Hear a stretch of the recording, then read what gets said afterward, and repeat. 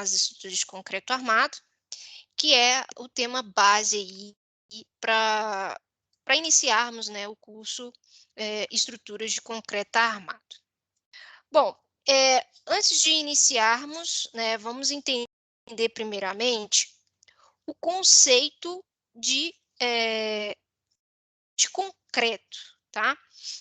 Então, o concreto, ele é composto de aglomerante, água e agregados, sendo o aglomerante o cimento, né, que com a água forma uma pasta, com a areia vai formar a argamassa, mais a brita a gente tem o nosso conhecido concreto. Bom, a definição, né, do concreto armado é a associação entre o concreto simples e a armadura convenientemente colocada, de tal modo que ambos resistam solidariamente aos esforços solicitantes. Então, com o nosso concreto, né, o concreto simples, a gente adiciona a armadura, né, longitudinal longitudinal e transversal, para compor, né, o nosso concreto armado, para que ambos, né, resistam aos esforços combinados.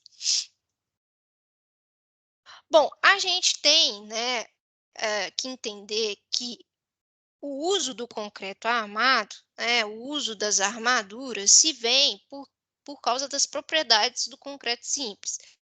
Se a gente fosse utilizar uma estrutura de concreto simples, essa estrutura iria romper de forma frágil, né, sem um aviso prévio para a gente, além dessa estrutura não ter uma resistência suficiente ao esforço de tração.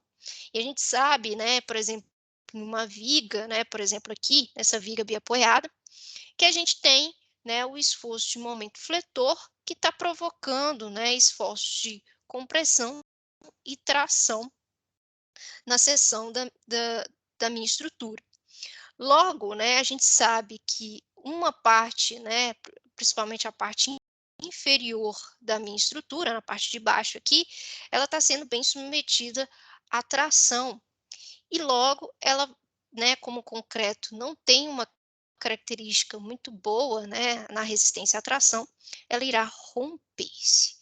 E aí o que que acontece, né? A gente não quer que essa estrutura rompa de forma tão brusca, sem dar um aviso para a gente. É interessante sempre que a nossa estrutura ela se deforme, alongue-se, avise, né, que está sobrecarregada, que está a ponto de romper.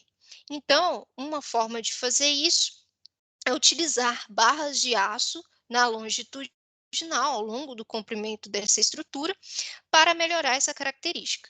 Então, a gente coloca essas barras longitudinais na parte inferior, né, trazendo essa característica de deformabilidade, né, de ductilidade dessas estruturas. E também, né, a gente tem que garantir que essa barra de aço, ela interage, ela atue de forma conjunta com esse material concreto, né, então as duas têm que resistir, em conjunto às solicitações. Bom, as vantagens e vantagens do concreto armado. As vantagens nós temos que ela vai ter uma boa resistência à maioria das solicitações, justamente por essa combinação concreto e aço. Boa trabalhabilidade, permite obter estruturas monolíticas, técnica de execução dominada em todo o país, né? Isso é por isso que esse tipo de estrutura domina nosso país atualmente. Material mais durável, resistência e durabilidade ao fogo, possibilita a utilização de pré-moldados. Bom, a desvantagem é que esse elemento possui maiores dimensões e peso específico elevado. Reformas e adaptações são de difícil execução e são bom condutor de calor e som.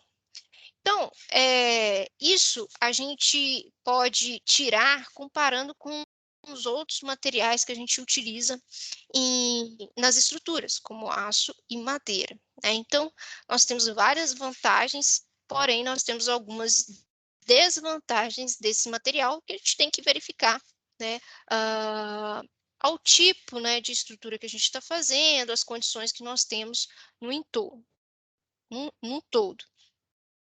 Bom, e para a gente falar, né, desse material, a gente precisa entender algumas propriedades, algumas características desse material. E o concreto, ele apresenta duas fases distintas, né? A fase no estado fresco e no estado endurecido. Então, a gente vai falar um pouquinho, relembrar, né, as propriedades características do concreto fresco. A primeira propriedade que nós temos, né, é a consistência, que corresponde à maior ou menor capacidade que o concreto fresco tem de se deformar. Está relacionado ao processo de transporte, lançamento e densamento do concreto e varia em geral com a quantidade de água empregada, granometria dos agregados e pela presença de produtos químicos específicos. Então, isso é uma forma de medir, né, a maleabilidade desse material, né? Então, a gente consegue medir a consistência através do ensaio de slump test, e está muito relacionado, né, com essas questões de adensamento, lançamento desse material. E a gente vai ver, né, que ela está ligada, né, essa característica com a trabalhabilidade, né? A trabalhabilidade, ela é um conceito que é muito amplo, tá? Eh, então ela está ligada à maneira de efetuar seu densamento, né, ela não tem uma forma de quantificar isso, né, é óbvio que a trabalhabilidade está ligada com a consistência, né, mas ela também está relacionada com as formas de se trabalhar esse material, né. Então a trabalhabilidade do concreto vai depender também da granometria dos materiais sólidos, da incorporação de aditivos e principalmente do fator água-cimento. Bom, a homogeneidade é caracterizada pela distribuição dos agregados dentro da massa de concreto. Quanto mais uniforme ou regulares os agregados, graúdos se apresentam dispersos na massa, estando totalmente envolvido pela pasta, sem apresentar desagregação, melhor será a qualidade do concreto. Então, a gente tem que ter um material totalmente homogêneo. A gente não pode ter nenhuma parte desagregada desse material, tá? A gente tem que entender que esse material ele vai ser monolítico, ele vai ser único, né? Ele tem que ser homogêneo, ok? Trabalhar com peças totalmente descaracterizadas, heterogêneas, não é interessante, porque a gente vai ter partes que não vai funcionar tão bem na nossa estrutura, não vai ter resistência suficiente, e outros problemas podem vir a surgir, como desgaste, perda de durabilidade, etc. Bom, o adensamento, como a gente já ouviu falar, né, é uma das etapas mais importantes da produção das estruturas e interfere sensivelmente nas características e propriedades finais delas. O adensamento é muito importante para a gente conseguir, né, ter a nossa homogeneidade, né, do material. É claro que a homogeneidade também está relacionada com o aspecto dos materiais, as características do material, mas ela vai também, né, afetar nas outras características, nas características finais desse material, como a resistência. Se a gente adensar muito esse concreto ele pode começar a se agregar. Então, a gente também não pode fazer uma atividade de adensamento muito extensa, né, e comprometer esse material. A gente tem que fazer esse trabalho de forma adequada. Então, o adensamento consiste basicamente, em um primeiro momento, na separação de diversos compostos para depois misturá-los adequadamente, evitando a formação de bolhas de ar, vazios, segregação de materiais. Bom, isso aqui também é importante, né, poder espalhar o material todo adequadamente na forma, né, na dimensão em que a gente deseja, né, também, né, minimizar esses efeitos de formação de vazios, né, e também reduzir a segregação, mas como eu disse, né, se for feito de modo inadequado, vai trazer prejuízo para esse material. Bom, bom, e aí nós temos também, né, o conceito do início do endurecimento concreto, né, que a gente vê lá nos ensaios, né, nas características do cimento, né, o tempo de pega, né, que a gente chama tempo de pega e fim de pega. Então, o endurecimento do concreto ele começa poucas horas após a sua produção. E aí a gente tem um período aí para executar, né, todas as tarefas, né, de lançamento, transporte, adensamento, enfim, né. Então, é o período entre o início do endurecimento até ele atingir uma situação que possa ser desenformado, mesmo sem ter atingido sua resistência total. É chamado de pega. Bom, a cura do concreto, ele vai ser métodos que a gente aplica para que a gente evite o a evaporação precoce ou até mesmo o fornecimento de água ao concreto, de modo a conservar a umidade necessária para as reações de hidratação, até que as propriedades esperadas para esse concreto sejam atingidas. Então, são técnicas que a gente aplica, né, para a gente não ter essa perda tão excessiva de água desse material, tá? E para a gente garantir que todas as reações, né, de hidratação sejam realizadas e que esse concreto ele tenha características esperadas no seu endurecimento. E aí a gente vem, né, depois desse momento, né, de toda essa fase, né, do concreto fresco, a gente passa para a fase de resistência às propriedades do concreto já endurecido. E aí a gente começa já a falar das questões de resistência. E uma das resistências mais importantes do concreto é a resistência à compressão. Então, é a principal característica do concreto é essa resistência à compressão, que é determinada pelo ensaio de corpos de prova submetido à compreensão centrada. Então, o que acontece? O concreto chega, né, no canteiro de obras, né, para uma concreteira, né, um exemplo, e a gente retira, né, amostras, né, corpos de prova, molda corpos de prova, para serem ensaiados no laboratório para verificar justamente a sua resistência à compressão. Bom, a resistência à compressão do concreto, ela vai estar relacionada com a idade de 28 dias, tá? Como afirma lá a NBR 6118 no item 8.2.4. Então, verifiquem aí na sua NBR. Bom, o que acontece? A gente pega esses corpos de prova, molda e realiza ensaios, né, com corpos de prova, né, de resistência de idades entre 3, 7, pode ser 14, 28 dias, né? E o de 28 dias é que vai caracterizar a resistência deste concreto.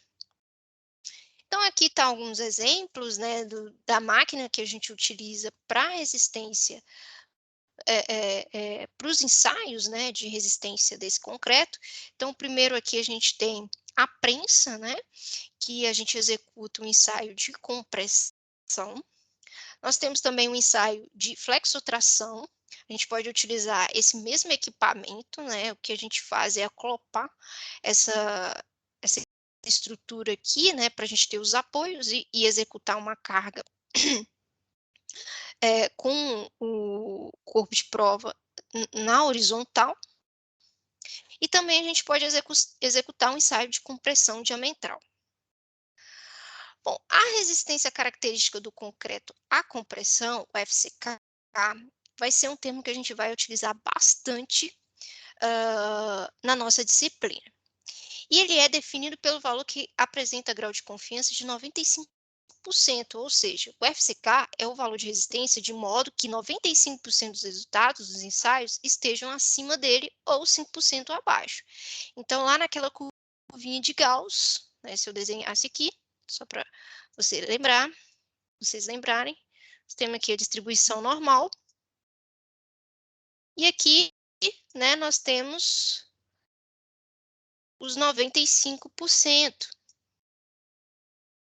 Então, meu FCK, ele está bem aqui, ó, né? Então, meu FCK, ele indica que o valor da resistência, né, de 95% daquelas amostras estão acima desse valor, ok? Então, é esse valor que a gente utiliza para os nossos cálculos aqui. Na norma, a gente tem dois grupos de classe de resistência. O grupo 1, ele varia de 20 MPa até 50 MPa, tá? Lembrando que essa classe de resistência é de acordo com o seu FCK. O grupo 2 são concretos onde tem resistência de 55 MPa a 90 MPa. Perceba uma coisa, tá, gente? Esse termozinho aqui, C20, C25, é o que a gente normalmente traz aí para caracterizar a classe do concreto. Então, por exemplo, quero um projeto com concreto C35. Isso significa que eu quero, no meu projeto, um concreto com FCK de 35 MPa. Então, o C aqui vai remeter a concreto e o 35 vai remeter à resistência característica do concreto à compressão, ou seja, o seu FCK, sempre em MPa. Bom, a resistência, a gente sabe que a resistência do concreto à tração, ela é baixa. E para simplificar, né, muitas das vezes a gente não realiza, não executa o ensaio de tração, e vai ter momentos que a gente vai precisar dessa resistência, né, dessa contribuição da resistência do concreto à tração. Então, a gente precisa definir essa resistência, né, característica do concreto à tração. E a gente pode definir isso simplificando, utilizando o valor do FCK desse material. Então, para concretos até C50, né, o grupo 1, a gente utiliza essa formulação aqui, que vai nos definir a resistência à tração média, o FCTM, que vai ser igual a 0,3 vezes FCK elevado a 2/3. Para concretos de C50 a C90, a gente vai utilizar essa equação aqui, onde a gente pega os 2,12 vezes Ln de 1 mais 0,11 vezes FCK. Bom, para a gente determinar a resistência característica do concreto à tração, ou o FCTK, né, que vai ser um inferior e outro superior, a gente vai utilizar essas duas equações. O inferior, a gente vai usar 0,7 vezes o FCTM, e para o superior, a gente vai usar 1,3 vezes FCTM. Bom, no caso do diagrama, né, de deformação,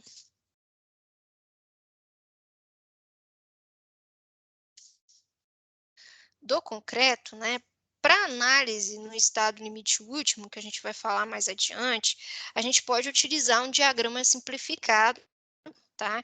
Que é esse diagrama aqui, de tensão e deformação, tá?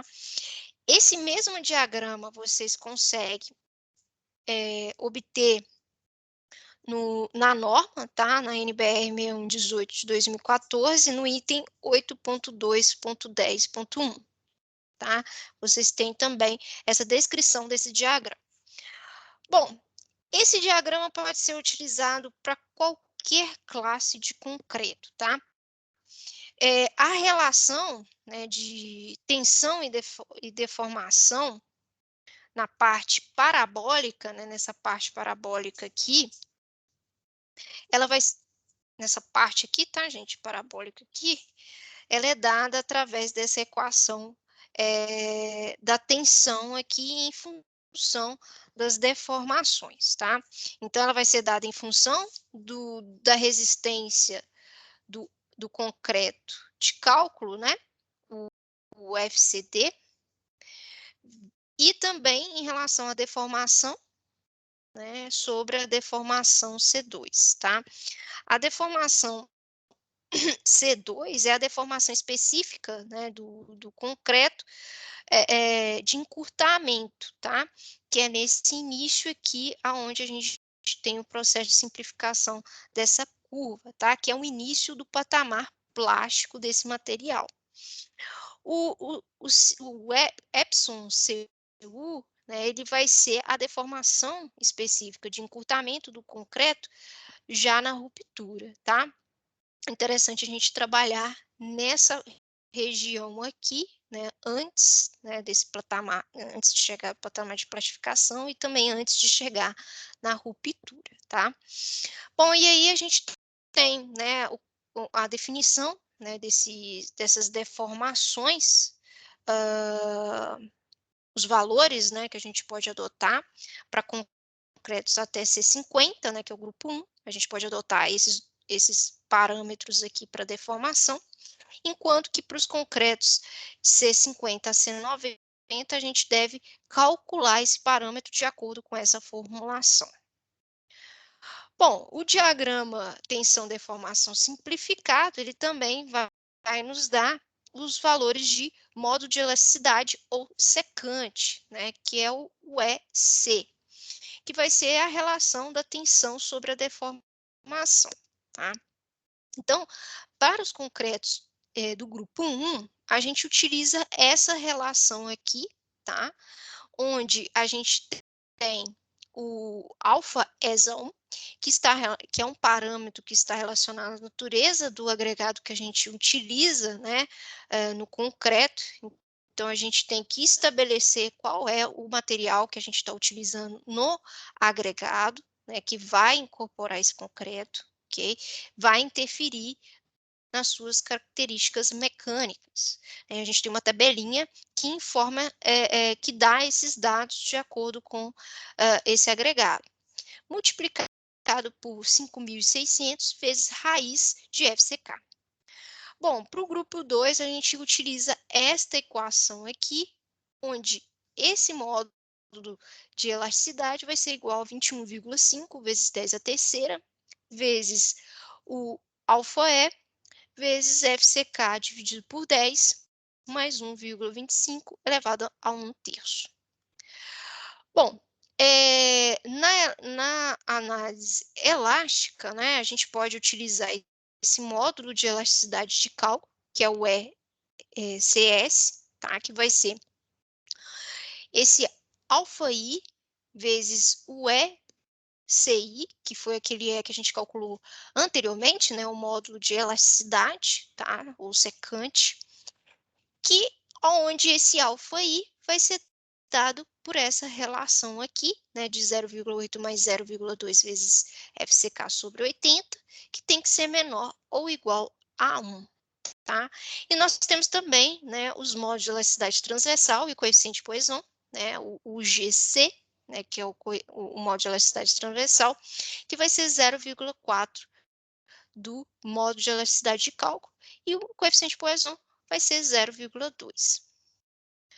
Bom, outros fatores, né, influenciam nas propriedades do concreto. Esses fatores aí provavelmente vocês já devem conhecer, né, que já foi bastante discutidos em materiais de construção, que é o tipo, quantidade de cimento, qualidade de água em relação à água-cimento, tipos de agregados, granometria desse agregado, relação agregado-cimento, presença de aditivo e adições, procedimento e duração da mistura, condições e duração de transporte e de lançamento, condições de adensamento e de cura, forma e dimensões dos corpos de prova, tipo e duração do carregamento.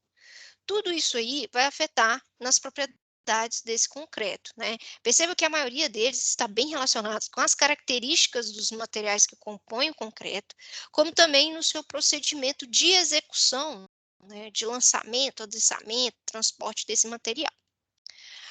Bom, agora falando das características do aço da madura, tá? A gente tem que distinguir bastante, né, o aço que a gente utiliza nas armaduras do aço que é utilizado em estruturas, tá? A gente tem que ter essa distinção, tá? Porque a gente tem um material ali empregado de formas diferentes, tá? Então, uma das características, né, que é predominante do aço é sua alta resistência à tração. Então, esse é um material, ele vai ser caracterizado por essa resistência, tá? Então, a resistência que a gente precisa destacar aqui é a resistência característica de escoamento do aço à tração, o FYK. que é a máxima tensão que a barra ou fio devem suportar, pois a partir dela o aço passa a sofrer deformações permanentes, tá? Isso é importante, a gente não usa a resistência última do aço, tá? A gente usa aquela antes do seu encurtamento, né? Do seu escoamento, ok? Então, a gente usa o FYK, por isso que é a resistência característica ao escoamento do aço. Bom, a gente tem outra propriedade importante, que é seu alongamento de ruptura, né, que ao ser tracionado, né, a gente sabe que tem um aumento de comprimento ali na seção ao longo, né, do comprimento desse material, né, que corresponde à ruptura do mesmo, né? Então, esse alongamento, ele é expresso em porcentagem. Então, a gente pega o comprimento final, menos o comprimento inicial, divide pelo comprimento inicial vezes 100, né, para ter esse valor em porcentagem. A deformação específica de cálculo, o EYD, né, ele vai ser dado pelo FYD, né, que é a resistência de escoamento de cálculo do aço, tá? A gente vai falar depois mais específico, né? Como que a gente encontra esses valores, né? A gente tem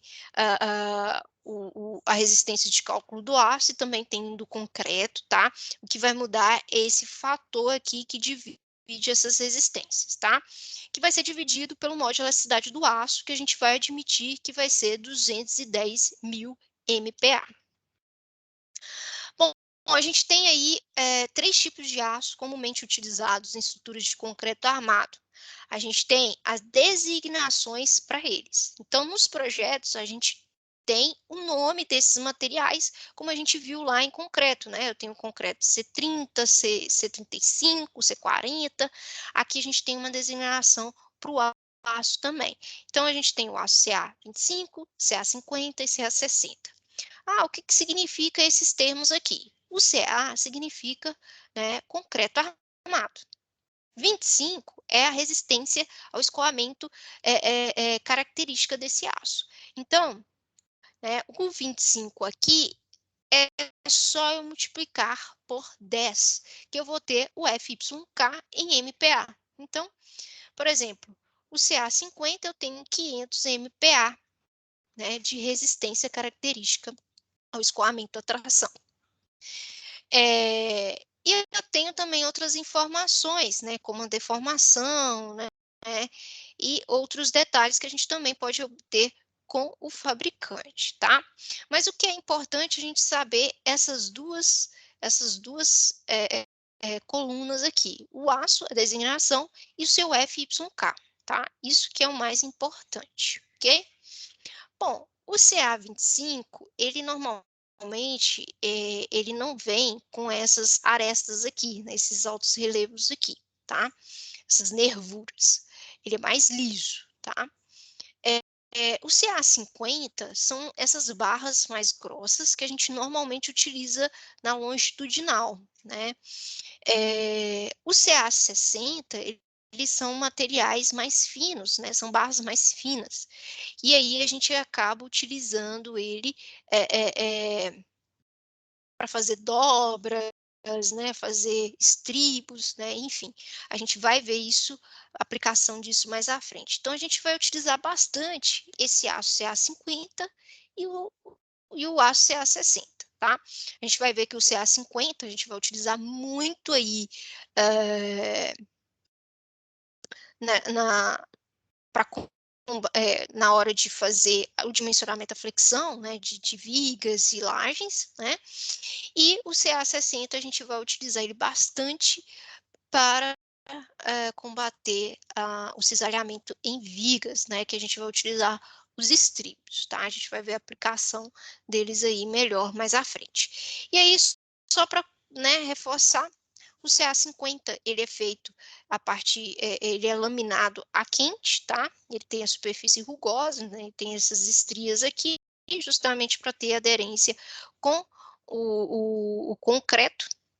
No caso do CA60, ele é laminado, ele é feito através de trefilação fio a fio, tá? Então, a partir de uma barra, a gente trefila ela, e ele tem a superfície lisa, né? A superfície dele não tem esses altos relevos aqui, como a barra CA50.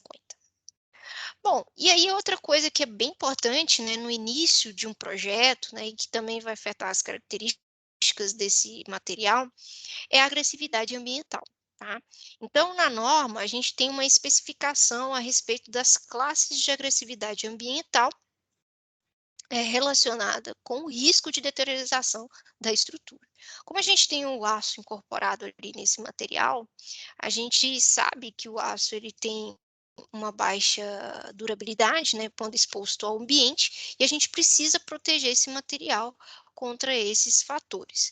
Então, a gente tem 4 classes de agressividades, né, de 1 a 4, que vai variar de fraca a muito forte e vai depender da onde está sendo inserido esse projeto. Se é numa zona rural, se é uma estrutura submersa, se é numa área urbana, se é marinha, industrial, enfim.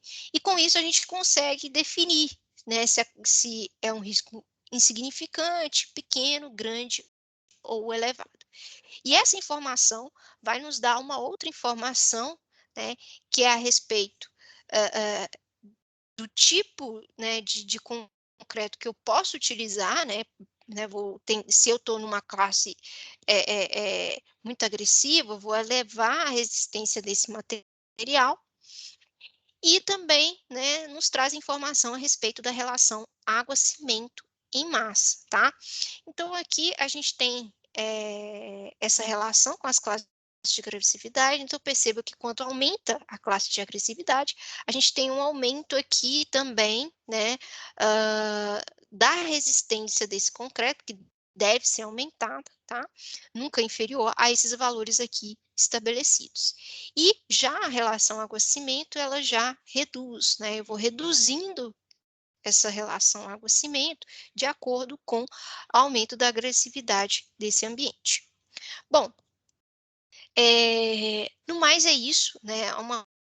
Uma parte apenas introdutória, né, para vocês conhecerem o material, fazerem, né, relembrarem alguns conceitos vistos em materiais de construção.